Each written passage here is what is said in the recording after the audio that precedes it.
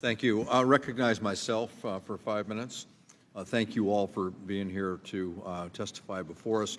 I want to go back to the a couple of our colleagues, issue a couple of our colleagues talked about, and that's the underfunding of the IRS. It was noted that for every dollar that we invest in the IRS results in $4 in higher returns. The numbers that we heard, the $3 billion hole, was pretty impressive. Since 2010, IRS's funding has declined to the point where enforcement staff levels have decreased by nearly 40%.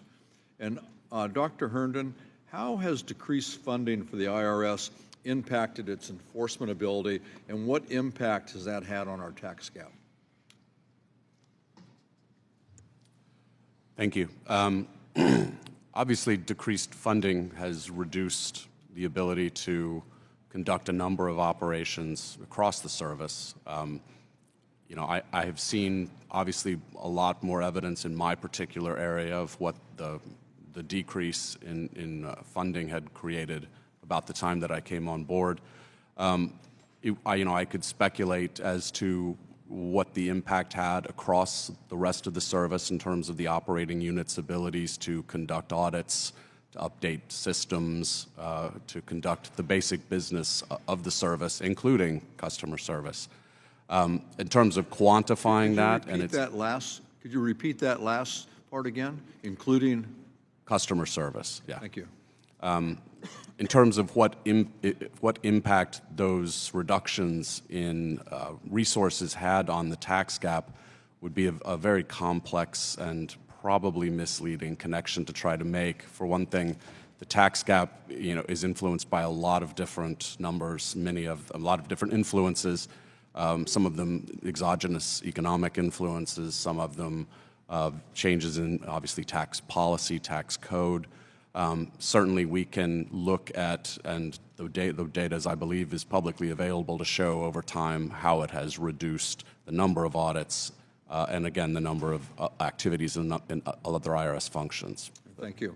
Mr. McTeague, the GAO report on the shrinking IRS enforcement workforce says that it's resulted from years of decreased funding, retirements, and hiring freezes.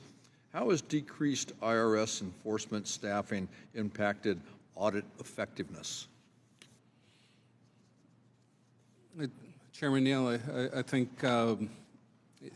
we cited a lot of statistics, and I think the bottom line is across the board, audit rates have fallen, not only for high wealth individuals, but those making more than $200,000 a year, just across the board, all categories.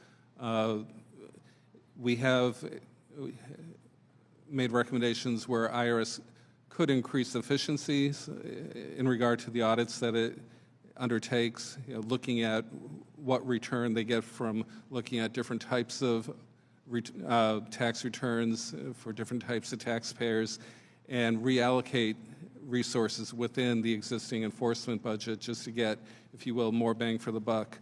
But short of that, as others have pointed out, you can only do so much with what you have. At some point, if you do want to increase the audit rate, which has fallen dramatically since 2010, then perhaps it is time to consider additional resources. IRS has achieved various efficiencies since 2010. I also pointed to fluctuations in customer service, the level of telephone service, and just more broadly, the level of service that they can provide to taxpayers to help them comply. So, thank you very much. Mr. Doggett had talked extensively about some of the issues regarding the president's tax behavior, and this week in a explosive newspaper article, said the president had losses totaling over $1 billion between 85 and 94, and that here one of the self-described most richest people in the world did not pay any taxes during a number of those years. Dr. Herndon, in light of these reports about the president's taxes and his finances, do you believe Americans have a fair tax system? That's a complex question, obviously, Mr. Chairman. I will say that, as with regard to the recent claims, I have not seen data to be able to determine or assess the veracity for myself. With regard to the fairness of the tax system overall, I know it is a huge priority for this commissioner and this service to maintain a tax system that is as fair as possible. We certainly provide data to the operating units and to the commissioner, as well as tools to allow them and enable them to make much more dynamic and real-time assessments of the impacts of their enforcement functions on the population, and that, I'm sure, includes assessments of fairness. For me to make a determination of fairness, I think would require a much deeper examination of the data at hand. Thank you very much. Mr. Kelly?